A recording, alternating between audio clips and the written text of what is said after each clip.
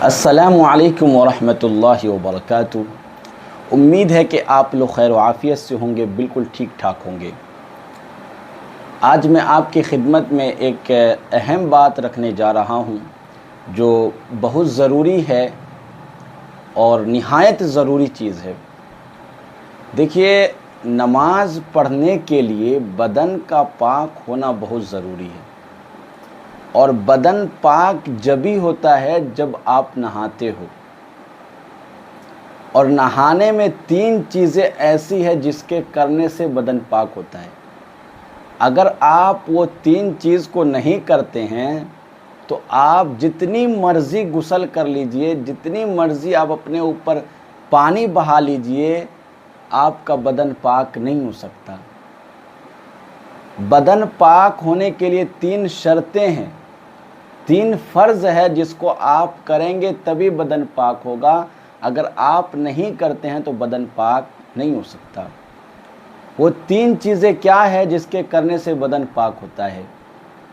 نہاتے سمے آپ اس بات کا ضرور خیال رکھیے، کیونکہ اگر آپ یہ 3 چیز نہیں کرتے ہیں تو آپ کا بدن ناپاک کا ناپاک ہی رہ جائے گا، چاہے آپ کتنے اچھے سے غسل کیوں نہ کرے ہو۔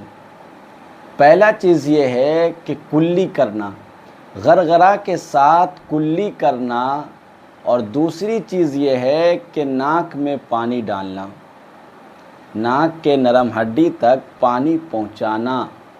نمبر 1 کیا ہے؟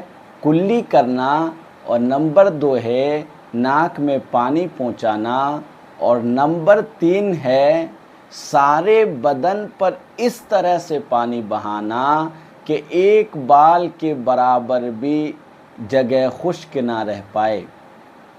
تو ان 3 چیز کو کرنے سے انسان پاک ہوتا ہے۔ اگر یہ 3 چیز نہیں کرتا ہے، پھر جتنی مرضی وہ پانی وہ اپنے اوپر ڈالتا رہے، وہ ناپاک کا ناپاک ہی رہے گا، پاک کبھی نہیں ہو سکتا۔ اکثر لوگوں کو اس بات کا علم نہیں ہوتا ہے، اور وہ جاتے ہیں غسل کرنے کے لیے، صرف اپنے اوپر پانی بہا کر کے واپس چلے آتے ہیں۔ یاد رکھیے، اس طرح سے صرف ناپاک کا ناپاک ہی رہے گا، پاک کبھی نہیں ہو سکتا۔ پاک ہونے کے لیے شرط یہ ہے کہ وہ 3 فرض کو پورا کرے۔ پہلا فرض ہے کلی کرنا، دوسرا فرض ہے ناک میں پانی ڈالنا، اور تیسرا فرض یہ ہے کہ سارے بدن پر پانی اس طرح سے بہانا کہ ایک بال کے برابر بھی جگہ خشک نہ رہ پائے۔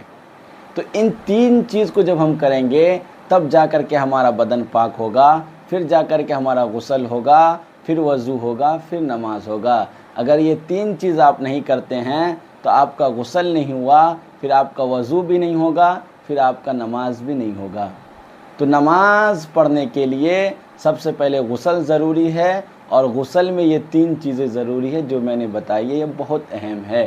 ہر مسلمان کو یہ بات جاننی چاہیے۔